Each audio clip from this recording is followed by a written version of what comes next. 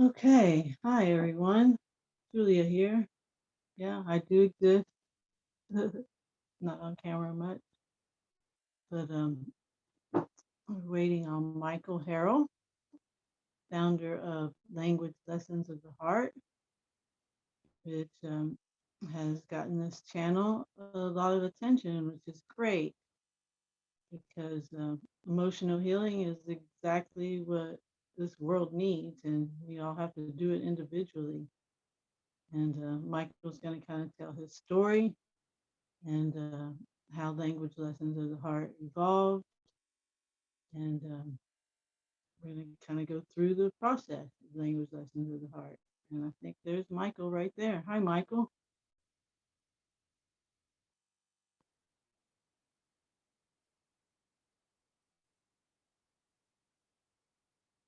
Well, anyway, so today is March 24th, I think.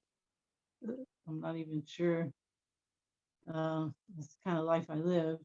It's just a very natural life. I kind of go to sleep when it's dark, wake up when it's light. That means I'm about to have some really long days since we go into spring and summer. That's okay. I have all the energy for that. And Michael? Yeah, I'm here. Oh, okay. Cheers. I was just listening to your introduction. So I was just I didn't see you there, so I was just rambling. What is the date today? Is it the 24th or the 25th? Today's the 24th, and in Savannah, Georgia, it's 9:01 a.m. It's 1:01 p.m. here in Portimao, Portugal, or actually Portimao, Rasmal. Portugal. Wow. So it Mm-hmm. was an international, transcontinental. Right. You gotta love the internet, the ethernet, right? We're in the Yeah. ether. It's the simulated connectedness of consciousness. It's a simulation of the actual connection. Exactly. I've been listening to a lot of Archaics, which you can find some of his videos in my playlist. And Oh wow, yeah, yeah. He's he's good. blowing my mind. He's really giving me perspective on things and why things work the way they work, like the law of attraction. So yeah, really cool stuff. I advise people to check him out. Jason Brochures is his name. He's on Facebook too. But anyway, we're going to talk about language lessons of the heart today. And here's our founder, Michael. So just tell us how a little bit about you and how you discovered emotional healing and led you to put out language lessons of the heart. Language lessons of the heart is a healing modality, um, and specifically, it's my healing modality. So I'm not a teacher. I'm not a healer. I'm not a philosopher, a researcher, a psychologist, psychoanalyst, life coach. I'm not any of that stuff.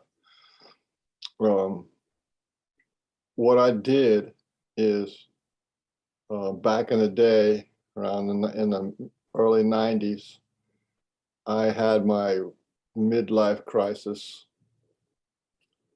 what they call midlife crisis, or whatever it is, reawakening or something. But I needed to deal with my emotional energy, and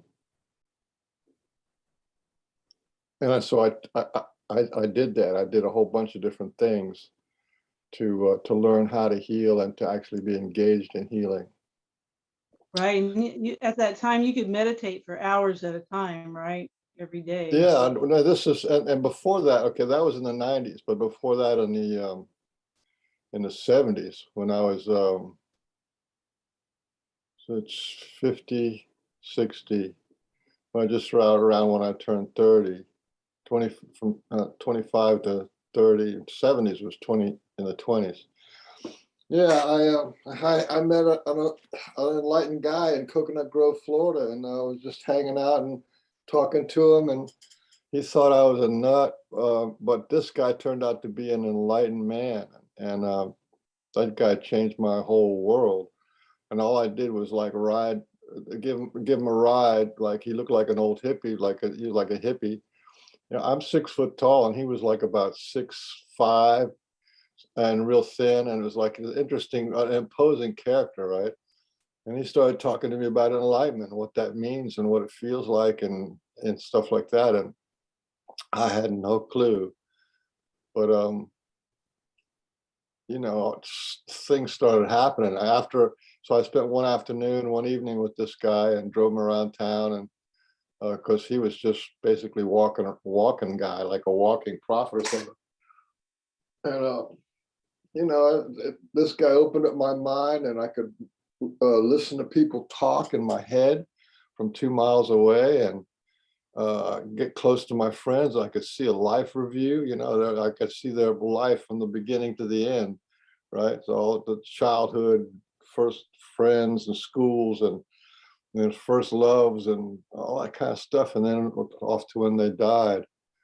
And so that put that whole thing in my radar, right? It's like the image that I got back then was I've been driving around in a little Volkswagen, you know, like a little raggedy Volkswagen. It's got no instruments, no padding. There's nothing to it, but just a little Volkswagen. And this guy was flying around in a 747. This is this gigantic airplane and perfect, miraculous kind of a thing. You know, I'm going, wait a minute. I mean, this is available to humans. So yeah, that I ended up uh, meeting four enlightened men, full-blown enlightened men, and a couple of deities, and enlightened Sasquatch too, by the way. That was kind of interesting. So, but that I dedicated a whole lot of my life to meditation, Kriya Yoga, Raja Yoga. Raja Yoga is called, Raja is the king, so it's the king of all yogas. And it's Kriya. It's about breath work and going within in your different energies with your eyes and with your ear. You go in for hearing, go in for eyes, go in for taste, and then you go in with what they call the holy name. And it actually worked really good. I mean, I had one of the best teachers in the world, and I did that for like 13, 14 years. And but it was the reason why I was doing it that created the dark night of the soul. The reason why I was doing all that meditation stuff is because of my emotional wounding as a child. And it was this emotional wounding as a child, which I didn't even know about. I was a crib baby. My mom had postpartum depression after she had me, and she actually went into a mental institution for psychosis. And because she was seeing things, and you know, she had a complete split with this reality. So I wasn't taken care of for like 4 or 5 months, or maybe more. I don't really know. And you know, it's like I had an aunt that would come and take care of me. My dad was working, and I had two sisters, which were 4 and 6 years old at the time. So that was basically, I just laid in a crib and, you know, chilled out. But that instilled in me the idea of not being worthy, not being good enough, not being loved, all this kind of stuff, right? So my intense engagement into the spiritual world of Kriya Yoga and gurus and enlightenment was because of my intense need for love, right? So I think, well, if nobody really loves me, I'm not experiencing any kind of love in this world, God's got to love me. So I'm going to try to get God realization and try to get some of that love stuff going on. And so that was the motivation. This was all subconscious. I didn't know that. This was all subconscious. So, but after 13 years of doing meditation, I had really some beautiful stuff. I mean, that was a good time in my life, actually. And it set my feet in the right direction. But eventually I ran out of gas. I mean, you know, I started off with 6 hours a day of meditation. And then, you know, then that was for like 6 months or something. And then, you know, it went to 4, and then it went to 2, and then it went to 1 hour meditation. But after 13 years, um, meditation, you're not doing anything. You're just sitting there and contemplating and focusing and feeling sensations, but it's not like you're going anywhere or doing anything. And it definitely did not translate into my external reality. Like my teacher one time says, meditation doesn't make your oranges grow. It's just something that you do inside of you. And so at Right. the You need that time I action. go, huh? You need the action behind it. Yeah, you're you can't if you're carrying wounds, meditation, well, it's like Carl Jung said one time, said, you can't make your subconscious conscious by filling it with light.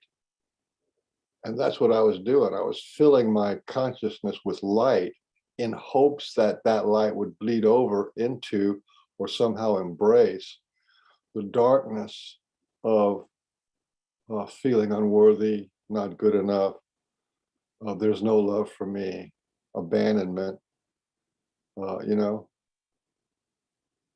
So anyway, that's how that's how I ran out of gas, and that's how this whole thing came crashing in on me, because I would, at the time, my girlfriend left me, the cat ran away, I lost my job, so it was like all these things just like pop, pop, pop, and that wasn't supposed to happen to a saintly, holy man, because I was like a holy man, right? I was, that was my to aggrandize my lack of worth. I kind of made a persona of a yogi, of a saint, of a holy man. And I was actually. I mean, I remember one time I had some people over the house, and we were doing some kind of, I forget what it was, process work, and I was like walking up and down it. Everybody's sitting in the living room, and I was walking back and forth. And this one guy said to me, when you walk by me, I see this blue light in my head. You know what I mean? And I thought, okay, but I didn't feel that, right? It was just that I was holding down so much energy that just to be around me was like so powerful. So anyway, that's the contrast, the ultimate bliss, and then the ultimate bliss doesn't take care of the ultimate darkness or the ultimate wound, and which I still had, I knew nothing about, right? And so after all this stuff was happening to me, I had this, my girlfriend left, I got this other little girl I was talking to. She was into all this stuff. She was into like primal release work and emotional healing work and process work and stuff like that. She knew about that. So it was a typical hero's journey, and you meet the wise woman, and she set you in the right direction. And she said, well, Michael, you're way out of touch with your emotional body. And here again, see, I had this image that I knew everything. I was like on top of it. I was like the king of all yogas and all this kind of stuff. And then I had to admit that, yeah, my results in my life were not matching what I wanted, right? My image, my self-image that I had, my kind of fake self-image, or my, what do you call it? The image that I created for protection, put it that way. I aggrandized myself to cover how I degraded myself, right? My feelings of degraded, so I aggrandized myself. So she says, you're way out of touch with your emotional body. And so she gave me some books and stuff to look into. And at the same time, I realized that this was going on. This was at the peak of when emotional release work, primal scream, when that was happening. It turns out that primal scream is a really, really, really, really powerful modality, because you just take your feelings, go into your feelings, find out what the deepest wound is, and then you let it out. And let it out if it's crying or moaning or shouting or whatever it is, whatever that feeling is, you let it out and you vibrate it out. And so if you do that once or twice a week, man, you make progress really fast. So I was lucky enough to get, there was a teacher who was teaching, what do you call it? He was teaching acting class, right? An acting class, and it was called the Theater Within. And was actually a primal therapist guy, and he was from the Actors Studio in New York. And he taught all the primal therapists up and down the East Coast, because that's kind of he was out of New York. And so 2 or 3 years I worked with that guy. And so where the meditation comes in is when I was doing my emotional release work and my emotional healing work, I still had a still mind. So I could see, like I could see how wounding happens. And I could see that hurt people, right? My parents were hurt, and they didn't resolve their wounds. And my mother and my father, and that they actually transferred their wounds, or I was a casualty of their wounds. Yeah, I could see all that, and then I could see how a person gets hurt. A person gets hurt automatically, subconsciously, non-verbally, and invisibly. It just goes click, click, click, click, clicks, you know. And then I saw that there was two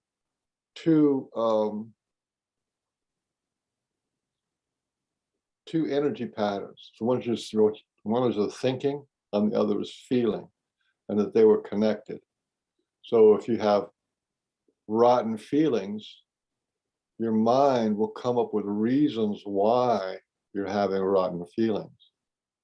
So, you know, if you feel like abandoned and lost, then a young mind will say, I'm not worthy, or there's something wrong with me, or I can't get what I want, right? So the mind interprets the pain into judgments and thoughts and understandings we call judgments and denials.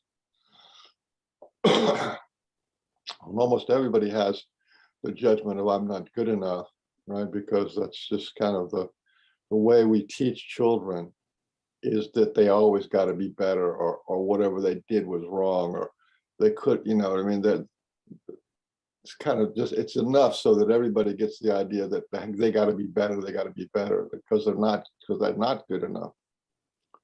So anyway, automatic, subconscious, non-verbally, and invisible. And it's sort of like a imprint. It's imprinted in, it's like a flash into your mind that has both the information, like the realization that, oh, I'm not good enough, and the pain of I'm not having my needs met, or I'm being judged, or I'm being put down, or I'm being not accepted in a multitude of ways.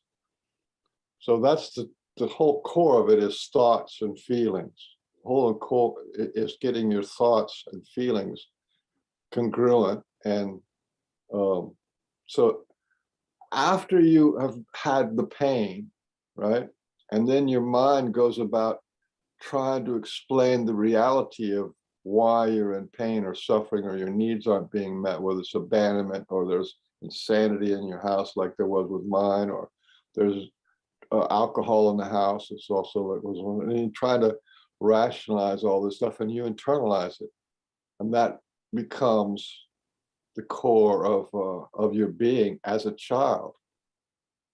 But none of that stuff is true. It's all conditional. It's all stuff that's, none of it is actually true. Your understanding of your condition, your understanding of who you are, is conditional on these events that happen to you. Like what I say, one of the things I say is, what happened to you sticks to you. Yeah. Or another way of looking at it is, if your mother feeds you with a spoon, right? At some point, that feeding you with a spoon, you grab onto that spoon as a little infant, and you start trying to put food in your mouth by yourself. Well, it's the same thing as if you feel empty and inadequate. Your mother is not connecting with you, or your father's not. Your father's always off at work and abandoned you, or whatever. um, that's like feeding you negativity or lack or inadequacy, right? They're feeding you this inadequacy. And at some point, you grab that inadequacy or lack of love or whatever it is, insanity, and you feed, and since that is life and love, then and that's the way you survive, and then you internalize it. So you feed yourself from that point on who you are as an inadequate, not worthy. You know what I'm saying? You feed that to yourself, just like you take the spoon away from your mother who's feeding you and you feed yourself. You do the same thing with the wounds that you've accumulated or the misunderstandings or misinterpretations of what life and love and childhood is all supposed to be about. Well, the good news is that still, no matter how bad your childhood was, 99% or 90% of your life is actually pretty good. I mean, you eat, you sleep, you get to play a little bit, and you have these little adventures, and even though that 4% that's perhaps wrong or bad, it's just overpowering and loud and invasive, and you become the victim of it, right? You're the victim of your environment, and being a victim of your environment with no ability to flee and no ability to fight back is how you get PTSD or childhood PTSD. It doesn't necessarily have to happen with being hit or violence or domestic violence or any of that kind of stuff. There's a whole list of reasons or influences. I think anyway, so I'm doing my healing work. I started taking notice that when I did deep emotion release work, all of this stuff goes. And when I would fight back against the demons, right? The demons are your pain always has a face, right? It's a person, or it's a situation, right? So, and you're screaming, you have no right. This is not right. This is, I'm a good person, and and why was I abandoned? You screaming, right? Or you're feeling grief that nobody loved you, or whatever it was. You do that, like I said, once a week for a couple of months, and your whole damn life changed. The whole pressure of the imprinted trauma, all emotional issues can be said in this a few words, which is all emotional issues are undischarged traumatic stress. That means we take in and form this conclusion of I'm not good enough, I'm not worthy, or there's no love for me, and all these kind of things. But there's a feeling to that, a feeling of dread, or a feeling of guilt, or a feeling of shame, right? There's a feeling to that.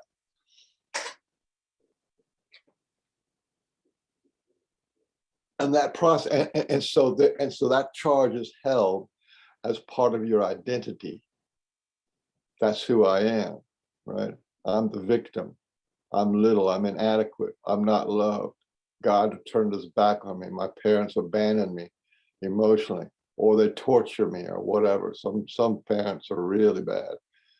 They're just really bad, because this generational trauma accumulates, until somebody's a narcissist or a psychopath. And, it's just amazing how that works. Nobody's breaking the cycle of trauma. I think I kind of lost my thing there. So, then doing my healing work, when you do this, when you discharge, express what's suppressed, right? When you express what has been suppressed, or when you admit or explore what you have denied, right? Then all of a sudden you just feel lighter, you feel bigger, you feel expansive, you feel more like you're in control, you feel more like you resolve that issue. you know. It's like you kill the dog that's biting you. If you don't even know the dog is biting you, that's in denial. It's like you're just being poked by anxiety or depression or feeling of inadequacy, right? That's the dog that's biting you. And when you kill the dog that's biting you, it's like it's a miracle of miracles. There's no more of that shit, you know? Yeah. So those are the two things. There's the feeling, and then there's the thoughts. So thought and feeling. And another thing that was um, we've been told lies, okay? We've been told lies. Our society is based on lies, and one of the lies is is um, is about separation, and inadequacy and isolation. We are told that we are an individual person, and we were told that when you if you do good, you're going to go to heaven, and if you do bad, you're going to go to hell. And so there's this threat. The civilization is a threat and a lie, because we're not. We there is no death, right? It's an ongoing cycle of birth and rebirth. Birth, death, rebirth, and what it comes down to is that we are infinite and immortal, and what was never created. In other words, we are energy beings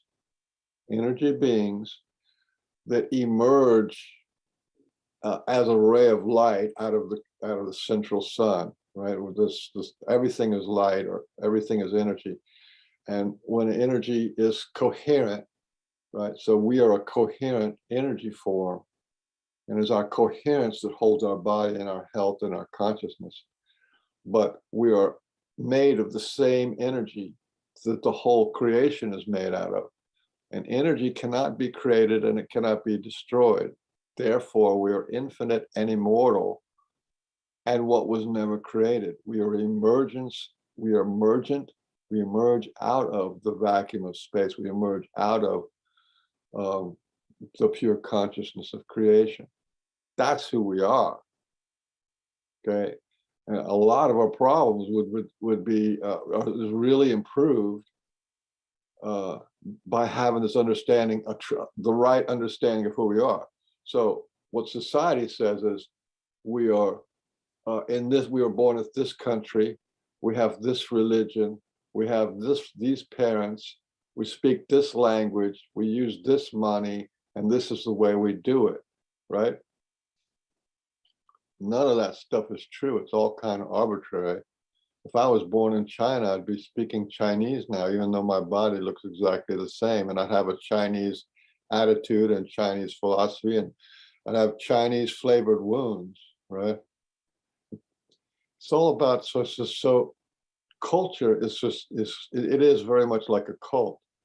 They deny you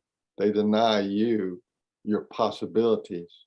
They deny who you are by framing who you are as to you're poor, you're uneducated, you're untalented, or whatever. You're a serf, you're a slave, and it's all pretty much about self-hatred. You know what I mean? We're not allowed to be the gods of our own kingdom. That's no. I mean, if you say to anybody, almost any culture, if you say I'm God, right? There's a shock that goes through people. There's a shock that goes through people like, oh, you can't say that. That's egotistical, and yet But it's true. everything, huh? Yeah, But it's true. Yeah. yeah. And if I'm God doesn't make anything else less God. It's just saying I'm part of this creation, and I'm not separate from anything. I'm connected to everything. So there's one big lie. And a lot of emotional issues is it's me against the world, or I got to do it all myself. I got to pull up myself by my own bootstraps. and nobody's going to help me, and all this stuff. And that makes you want to seek like relationships, right? We don't think of ourselves as complete, right? We don't think of ourselves as complete. So a woman is a man seeking a woman to complete themselves, and a woman seeks a man to complete herself, right? So we're saying, I'm so empty and inadequate that I need you to fulfill me, right? And it goes back to this thing about love. When the ground of being is love. The energy of the universe is love. The power that moves and creates and manifests is love. There's a love vibration. And that's the totality of who we are. And yet, this belief in the separation, the belief in the isolation, the individual, I'm an individual, I'm unique, I'm only one, that's not exactly true. That's like a big lie. We're connected to everything. And love, right? So we're taught that you need money and you need love and you need this you need to be doing work and you need to be connected to the monetary system, the religious and stuff like that. I mean, it's part of Buy this these awakening, products. huh? And you need to buy these products. To buy these products, yeah. You need to be in debt. Oh yeah, you Right. got to be in debt. You can't be successful unless you're in debt. Right. You gotta keep up with the Joneses, have the new car and the new phone. And Yeah. So there's a lot of this emotional healing work is actually awakening to the truth of who you are. Like we're taught that we're powerless, right? And authority, right? Our parents are the authority, and then the teachers are our authority. So you have the parents and the teachers working together to be the authority of what is science, what is education, what is life, what is important. What is 2 and 2 is 4, right? There's that, they're the authority thing.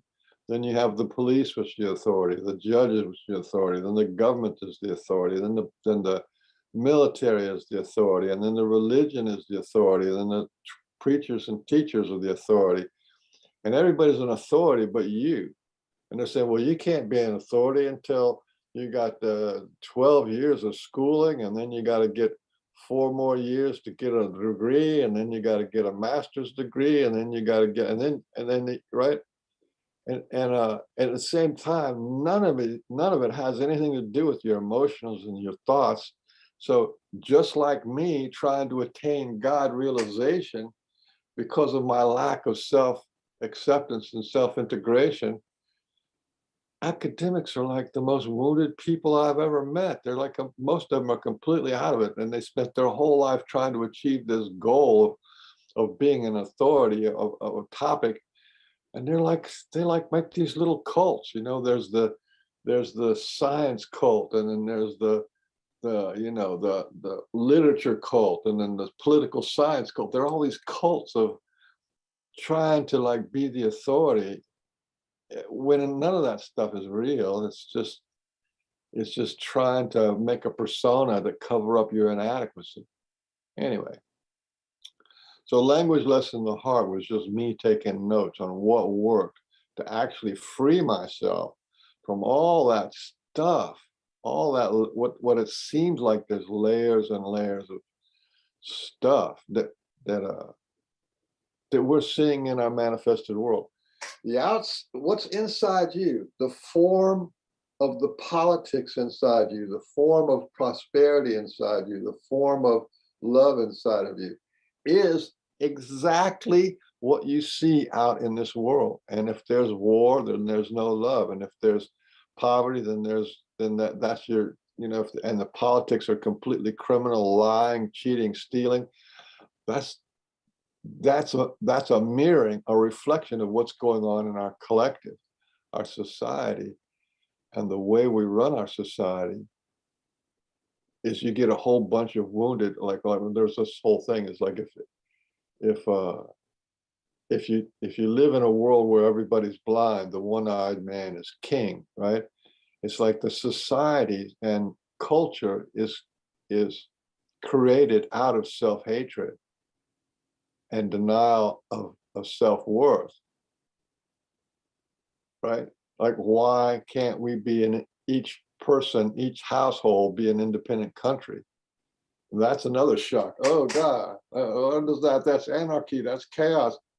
But you can be sovereign being in your own house. And there's just this whole sovereignty movement. Oh, these people are anarchists, these people are freaks. You know, what? Wait a minute. So you have to be pathologically dysfunctional to be accepted into society. You have to be pathologically self-hating. Yeah. And then it's the same thing with people who are rich, right? They became rich because of a deep-seated need to have self-worth and self-power, but you know, money is not going to do it, because it's an emotional wound based on childhood experiences, and no matter how much money you accumulate, fame and fortune, it doesn't cover your emotional body. So these people just get bitter and resentful and blaming and shaming and want to kill the whole fucking world.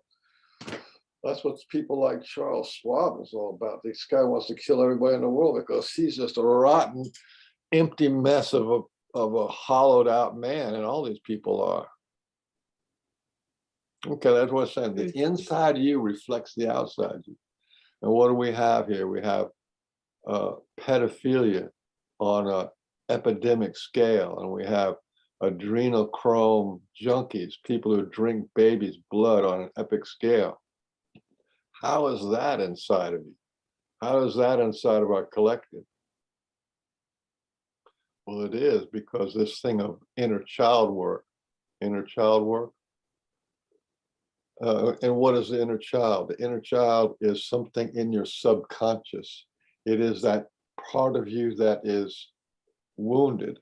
So there's a wounded, suffering, hurting inner child that is ignored by the adult and hated by the adult. I hate my this and I hate my that. And I can't stand feeling these feelings. And, you know, let me take some alcohol or some drugs, recreational drugs or psychotropic drugs. And right, because our hatred of that feeling of inadequacy and pain and suffering and whatever that stuff is, even though in reality, if you have held it in your hand, it wouldn't be any more than a baby crying. But we have this subconscious suffering that we use as a foil to our success. In other words, we become successful by denying and hating that inner child that we have within us. And this is going on collectively in our subconscious, right? And that's how it is you get out there with the movie industry is a bunch of pedophiles, and the political industry is a bunch of pedophiles. The CIA and the FBI, they use honey traps to get people who are involved, to get people involved in these having sex with minors in order to trap them. And it's a sort of power play. It's like this, there's a whole subcurrent of the dark government that uses pedophilia and sexual perversion as blackmail. You see what I'm saying? But there's everything that was inside of us is actually out, it reflects outside of us. It can't really be in any other way. So that's where language lessons of heart sort of came from, is going back to how you got imprinted, right? You got imprinted, something happened, mom did this, dad did that, and inside you it went click, click, click, click, automatic, subconscious, non-verbally and invisibly. This whole thing just imprinted on you, the straw that broke the camel's back. I'm not good enough, or there's no love for me, or there's something wrong with me. That's imprint, right? And once it's imprinted, it's like riding a bicycle. It's going to always be there until you remove it. And the way you remove it is you have to have a method. Instead of it being automatic, you have to have a method a process, a recipe, instructions, like how to change the tire, this little 1-page, 2-page instruction thing, right?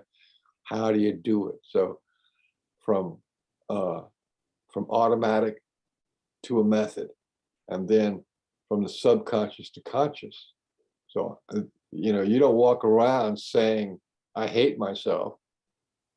And you have to actually look.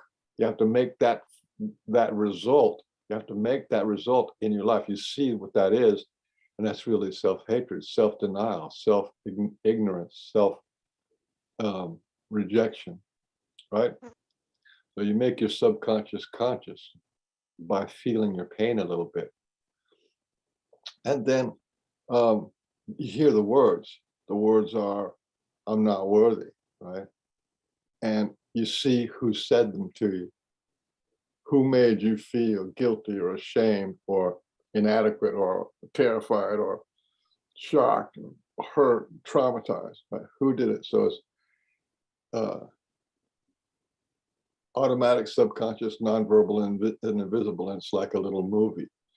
And what a healing modality is, any good healing modality is to re-edit that movie with the movie, you being a victim, and when you re-edit it, you change the end of it, you change the result of it, you change the meaning of it, and you become the victor. And a lot of that can be done by reframing, or just by reliving, or by rewriting. That's when you get close to that event. So that's basically how it works. And why it works so powerfully is because you're doing the exact opposite. You're retracing the events in reverse of how it happened. So there's a lot of things you can do. Like there's a lot of healing modalities, like quantum healing hypnosis, that Dolores Cannon thing, where they go back and find past life, this and that, or whatever the issue is. Well, that actually works, because if you have an issue in your past life, there's emotional detachment between this life and last life, and then you go, oh, I was burned at the stake, right? So that's why I'm afraid of fire. This is why this happened to me, and you re-edited that because you have a whole lifetime, a bunch of lifetimes that kind of insulates you from that. So there's things, and then there's like biofield tuning, like what you do. That's where you just take this thing. What it is undischarged traumatic stress, which is a vibrational frequency. And you take your tuning fork and you find it, and then you vibrate it back to something that represents human normalcy. It's not, this is not actually rocket science. This is actually very simple. It's as simple as being able to turn the dial on a radio. You have 13 channels on a radio, right? But the whole thing's like really long, and then in between those channels is a bunch of static that is noise and no signal, and it's a disturbance, it's a discord, right? So if you can change from the discord and turn it over to a channel that feels good, in a way, it's a little bit like that. It's not like it's rocket science or it's like some kind of big thing you got to do. The other thing is, the psychologists and therapists and life coaches, they use these words like anxiety or post-traumatic stress, and all these different words, which don't really get to the core of what it is. You're dealing with pain. Yeah, the pain and the fear of pain, and the remembrance of pain. And then the last thing that's important is the flow of consciousness, of how consciousness works in your mind. And this is where you come to the spirit, heart, will, and body. We were taught that we are just an individual person, and if you have anybody else inside you, duh, you're schizophrenic. You have a split in reality, a split in your thing, right? Well, that's not true, because there's your head, there's your heart, there's your belly, your gut feelings, and your physical body. And these are just natural parts of you. And the other thing is, we think of ourselves as fixed. In fact, we're not fixed. We're mutable, right? You can have one song when you're 18 years old. It was like the greatest song and it was your favorite song. And then when you're 33 years old, there's another song, right? And these things come into you, and then they become your favorites. And then later on, something you say that we're mutable. We have friends that come on, and friends and lovers that come in. They were really impressive. Or we read about this master, that guy, or somebody, some philosopher, and that really turns us on for a while, and we absorb that in, right? So we're actually incredibly mutable beings. Energies come into us and energies flow out. We grow and our perspective changes. We're mutable. We are as like the wind and the water as the nature is, right? So we're not fixed beings. And this goes from, like, right now, I'm in your head, right, talking to you, right? But and so you know, I am alien to you. So I'm an alien being. I'm a ghost. I'm a. Right now, in this video, I'm a disincarnate spirit talking to you. But this is the fundamental nature of reality. There's disincarnate spirits everywhere that can kind of talk to you. You know, when I was coming up, we had Ram Dass and you know, and John Lennon and all these kind of people, and like that guy Neville Goddard and all these people who were you know, Think and Grow Rich and Napoleon Hill. All these people were telling us what was going on back then, but we were in a kind of confused state, and you have to go back and review those guys. If everybody knew what was going on since the 1930s and 1940s, there's waves and waves of this stuff. It's not, nothing I'm saying is new.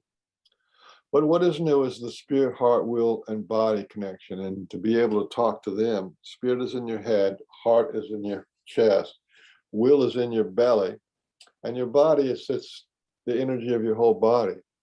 And you can talk to them. Surprise, surprise. Just like you can talk to any other being on this planet. And if you develop a relationship with them, remember what I said going back to the beginning, all of our issues have two components to it, the thoughts and the feelings.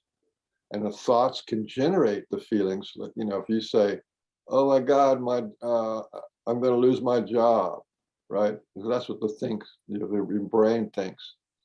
And that goes down and hits your emotional body. And you're all stressed out. Biggie. Piggy, stop it. Sorry. Biggie. Dog 30. Biggie. Biggie is having emotional release. Come here, Biggie. Come here. Go lay down. What was that, the mailman? Cosmo. Oh. Cosmo came in, and Biggie doesn't like Cosmo. All right, go ahead. So to take the light, right? To take the light spectrum, pure white light, and you can divide it into purple, blue, green, yellow, orange, and red, right? That's the kind of the spectrum of the rainbow, but it's still one light. And you can do some things better, like plants actually grow better in more of a reddish and orange light. So that's just an example. But they also grow well in the white light. And that's another thing that of being interdimensional, multidimensional beings that are energy beings, is we're not just one frequency. We have all different kinds of frequencies. There's a frequency in your head, there's a frequency in your heart, there's a frequency in your belly, which is the mother energy, and a frequency in your body.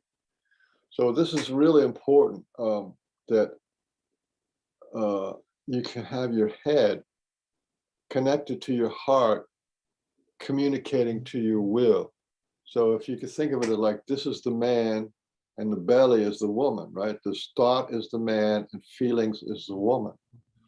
And it is feelings that manifest. So if your thoughts are stinking thinking, then your will, your emotional body, will give you rotten feelings. And stinking thinking and rotten feelings is the condition that a lot of people live in.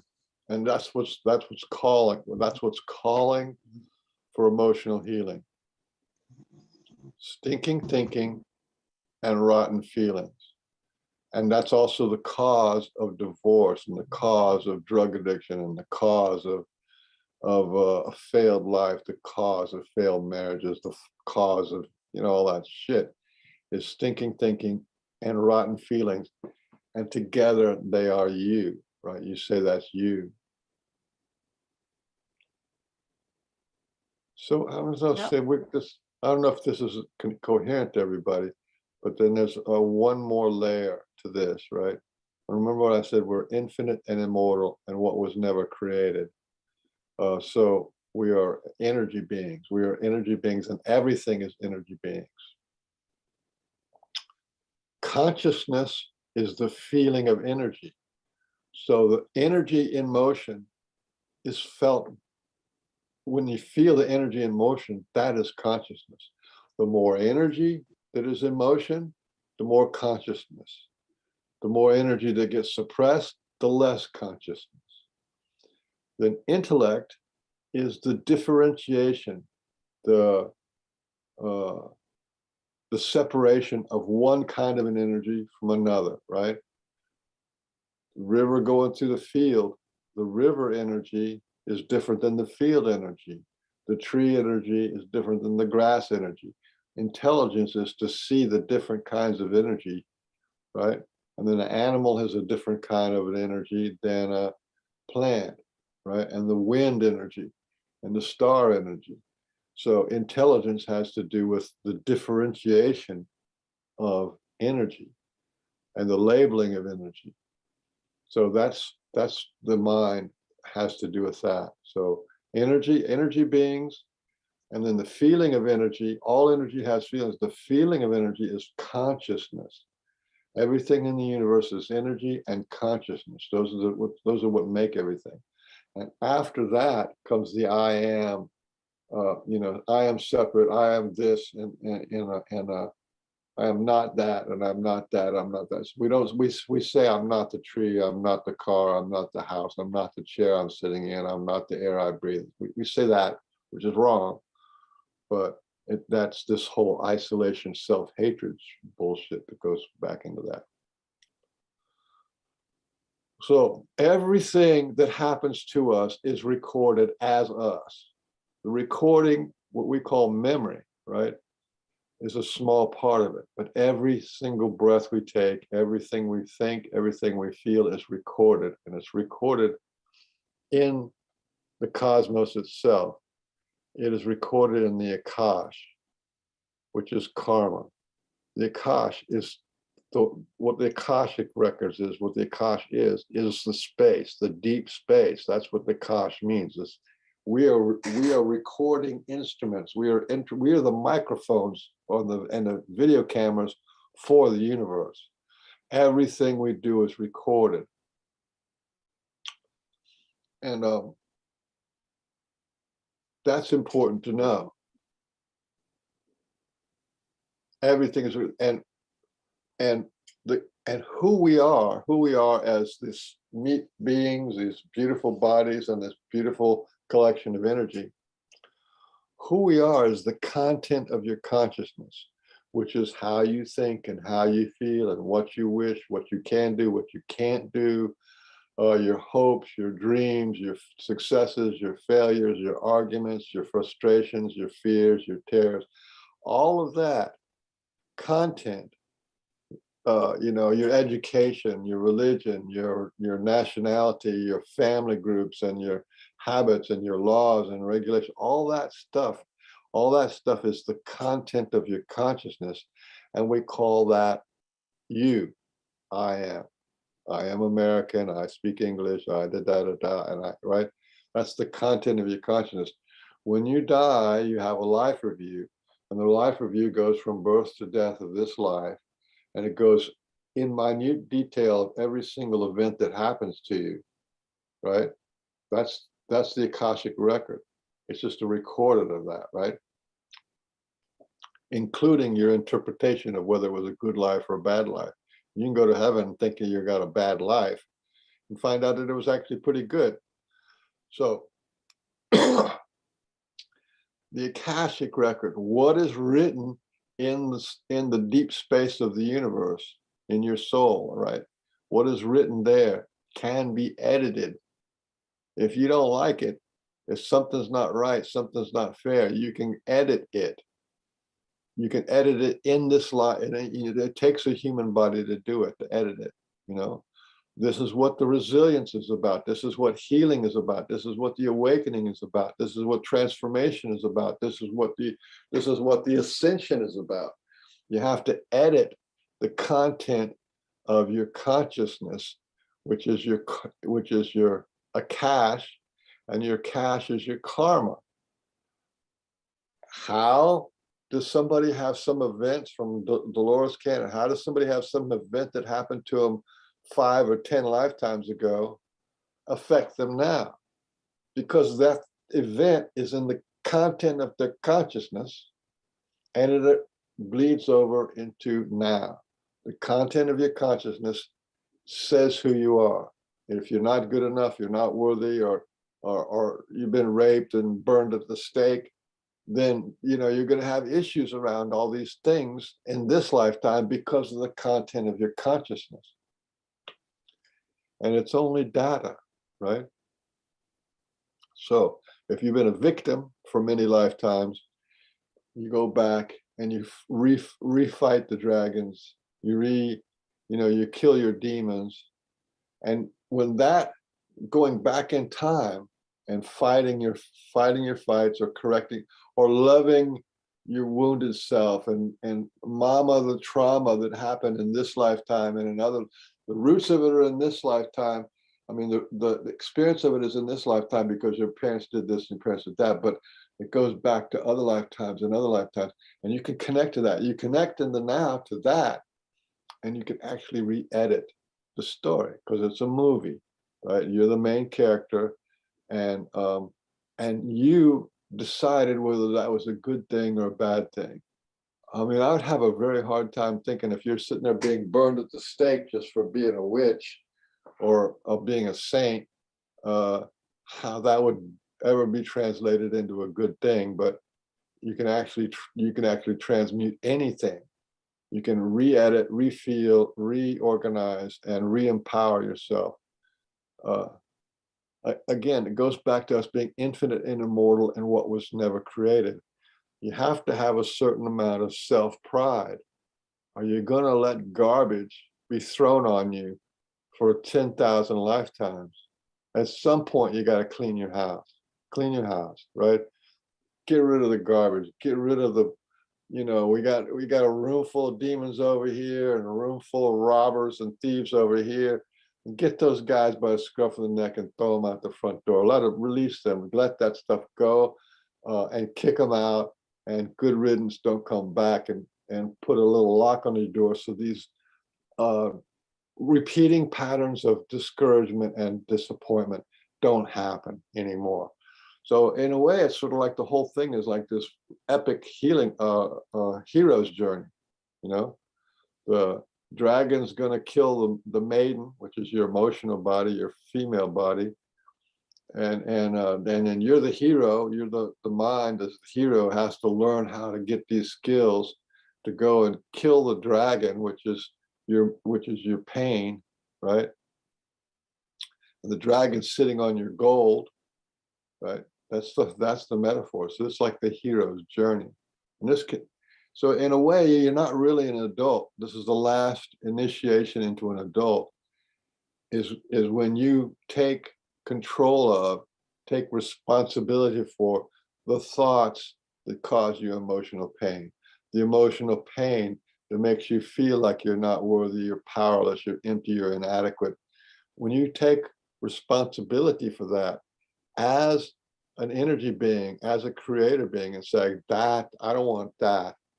That's not working for me. It was not true. It might have been true that Sunday when I was 7 years old, but it's not been true for the rest of my life. That could go.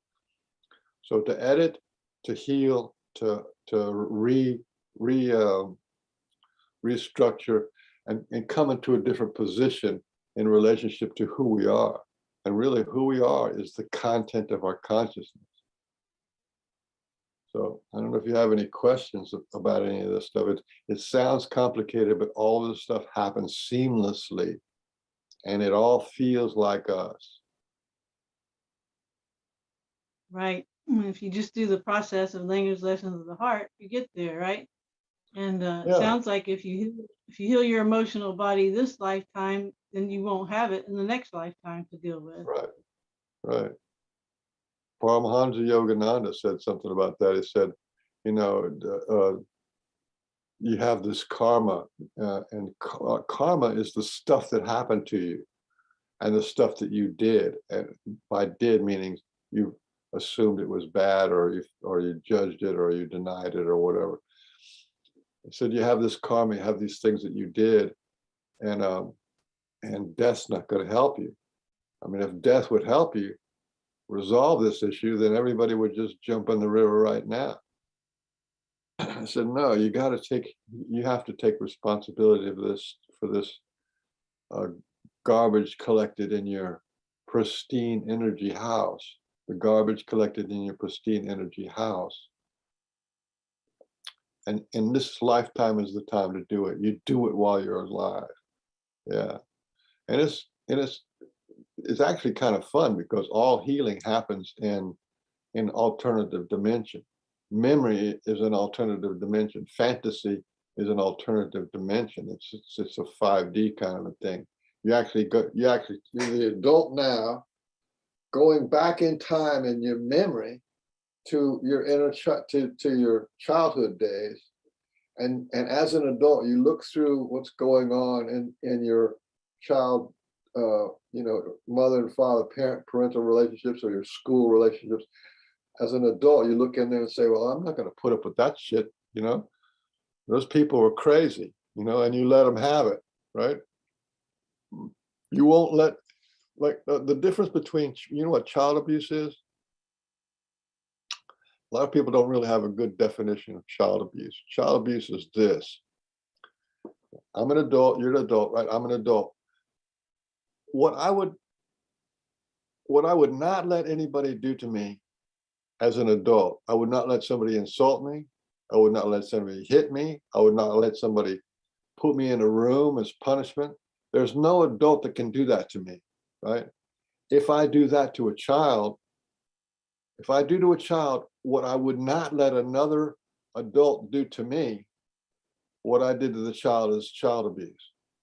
So, I would not let anybody talk to me sassy, insult me, or slap me, or hit me, or shame me, or blame me, or take away my privileges, or confine me into a room, or any of that kind of stuff. So a lot of people don't really know what child abuse is, but that's what it is. And so you have pride and dignity. You're not going to let your boss dog you out forever. You just get a new job. You're not going to let your circumstances and whoever you're living with dog you out or give you a hard time. At some point, you just move out, right? It's the same thing. We have to take that. I'm not going to take it anymore. I'm worth more than this. And you go back to your childhood and you go back as the healed adult, as the mentor, as the savior, as the ideal parent. You go back there and you embrace your inner child. You mama the trauma. You play, or you just hold the crying, suffering little you. And this whole thing does an interesting phenomenon, which I called the inner loop.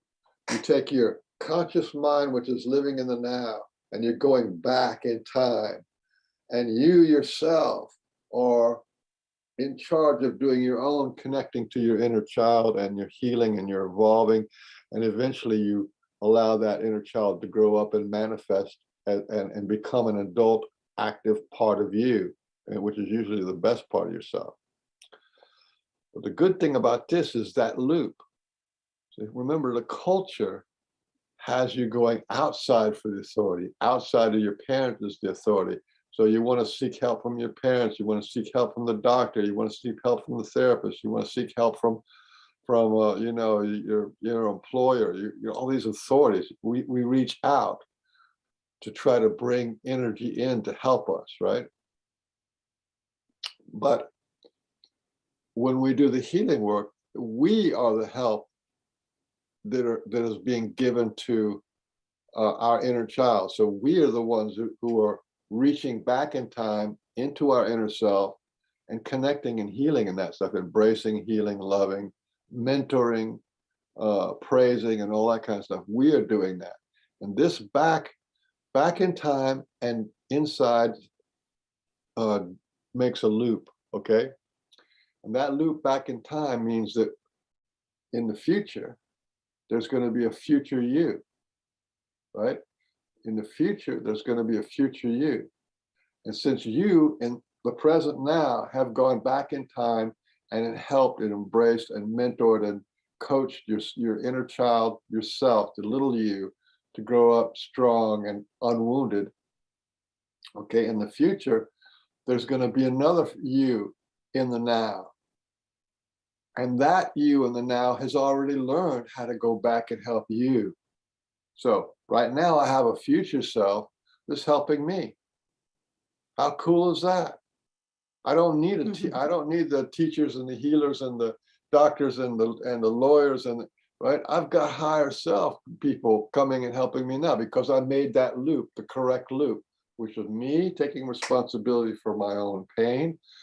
And in the future, there's a me that is taking responsibility for my growth and my feet on the right path and making sure I'm doing, you know, we call them spirit guides sometimes, or angels and stuff like that. That's us in the future, helping us now.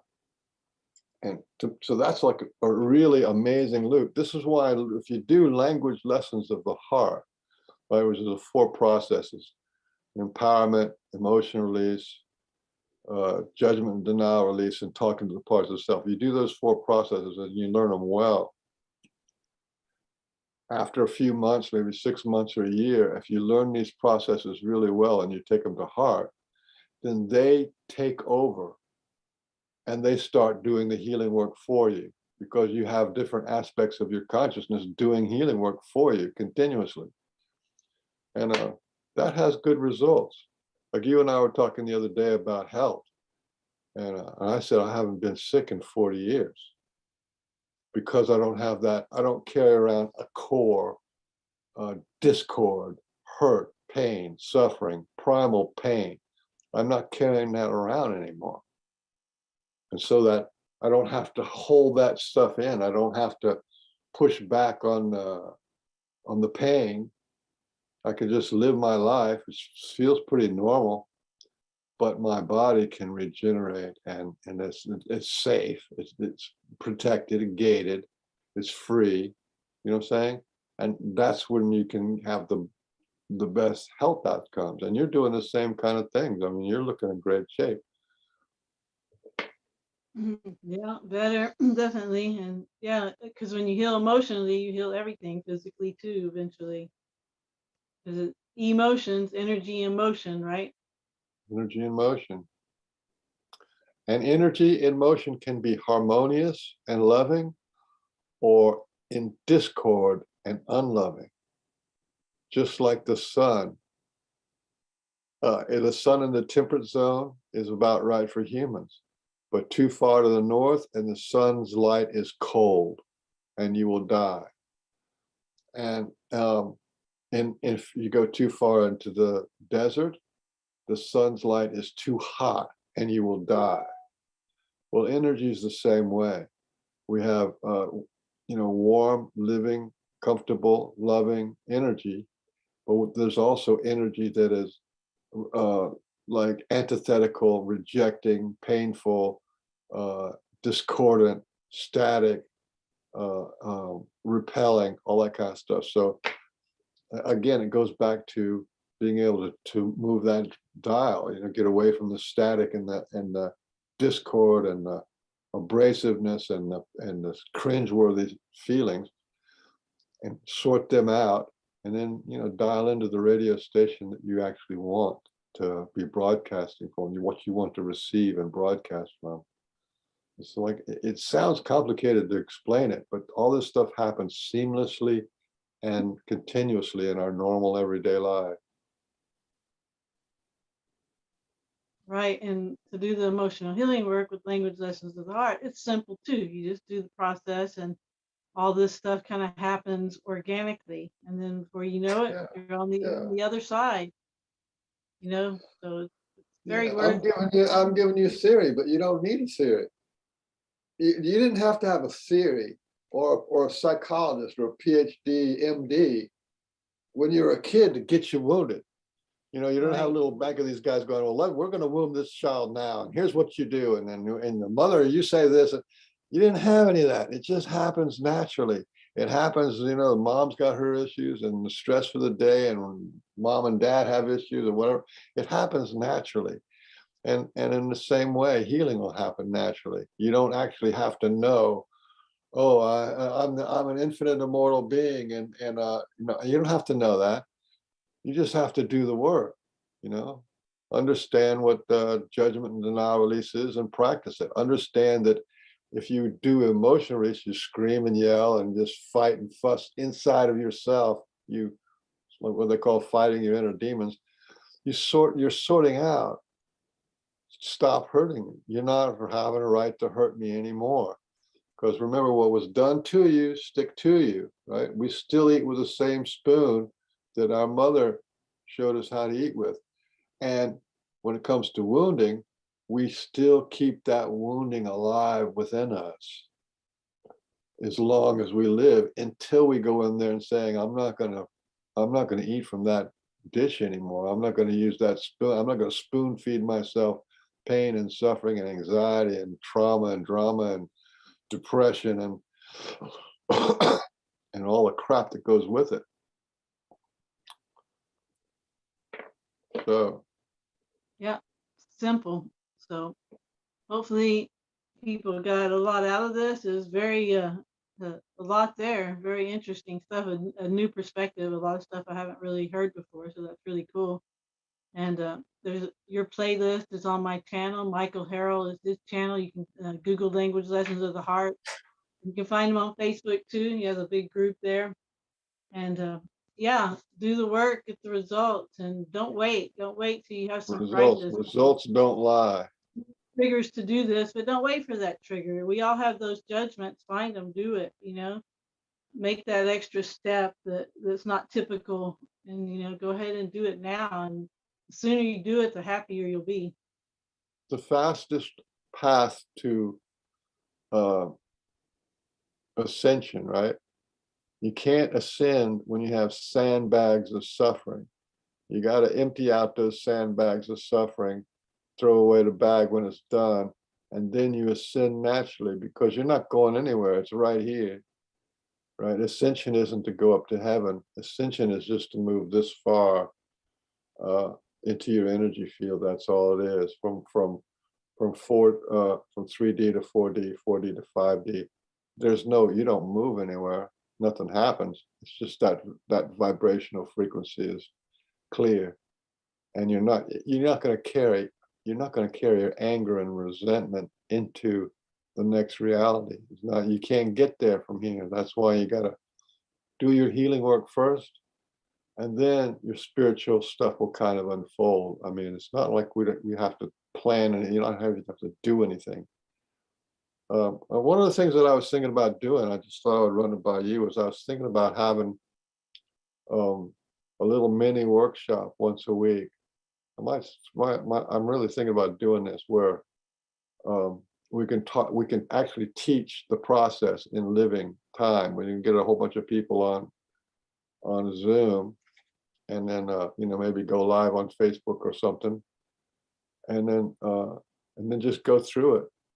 It's just like, remember, like the workshop we did in Austin. Mm-hmm.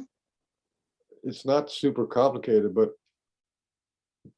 people have Yes. no idea how it works, and it's easy to teach. Anybody can learn it. Anybody can teach it. I was thinking about doing it. I Right. remember I did that with Barbara Jean Lindsay on her radio show. And I did a sort of like a live demonstration of talking to the parts of self, and a live demonstration of judgment and denial release. And I think that's the way to go, because I realized that this is such a simple process. You don't have to be in a physical room to do a workshop. So I was thinking, if I did like maybe once a week, like say it's once a week for a month, right? Then you would give, you know, emotional release, judgment, and denial release, talking to the parts of self, and the empowerment process, or do them all together. I don't know. So what do you think about that? Yeah, I think it's a great idea. And if anyone's interested, just let us know. Yeah. Okay. Well, listen, I love everybody, and I feel connected to everybody. I want everybody to know that we are winning this game. When you look outside, you see all this chaos and stuff. What that is people's negative, the collective's negative results that they've gotten in their life are coming to the surface to be healed, to be cleared. And when you see this craziness that's going on, the rigged election, the pharmaceutical companies trying to kill everybody on the planet, and the politics trying to ruin the money and continual perpetual war, all that kind of stuff, that's ours. When you own that, and I can see that we're winning. This is a winning situation for us. And it's just like the whole world is on a dark night of the soul. But it's like when I was on my dark night of the soul, I got to look at my finances, my relationship, my sexual desires, and my fulfillment, and all that kind of stuff. You got to relook at all that stuff, because it's not working. It wasn't working for you. Like I said, when I did those 13, 14 years of meditation and all that spiritual stuff, well, that was really good. That was money in the bank, but it didn't do anything to heal me. I was still a messed up person. I was still an inadequate person, trying to cover up my pain with spirituality. Yeah. So we're winning.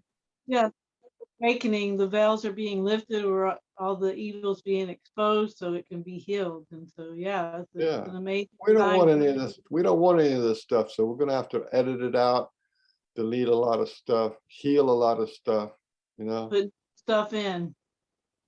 Yeah. But you got to do it from a sovereign mindset. If you're not sovereign in your own soul, and know, if you don't know what the effect that your thoughts have, and how your feelings and thoughts work together, if your head hates your heart, and your head and your heart hate your emotions, and you're full of this constricted conflict, you're not going to form a good government out of that kind of crap. You got to solve all your past issues, come back to neutral, and be able to find your heart again as a natural, everyday kind of a thing. I feel my heart every day. It's not like I gotta run around the block to get to feel my heart. It's right there, you know. But and if you don't have any of this other flying monkeys, remember the movie The Wizard of Oz? The flying monkeys are the thoughts in your own mind that are scaring the shit out of you, and taking away your power, and taking away your rights, and taking away your freedoms, and taking away your desires. Flying monkeys.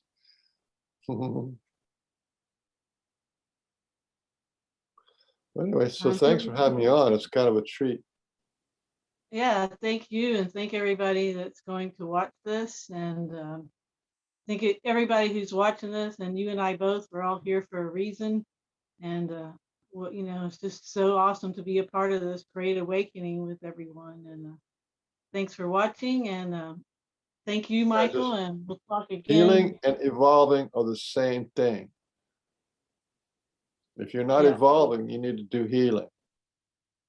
Right. And that's what we're here for, to evolve our consciousness and become love. Love's the bottom line. Love is the bottom line. Self-love Yeah. starts with self-love. Right. Exactly. It's the only way you can have unconditional love, which is the only kind of love, because if it's conditional, it's not love. It There has you go. discord in it. Yeah.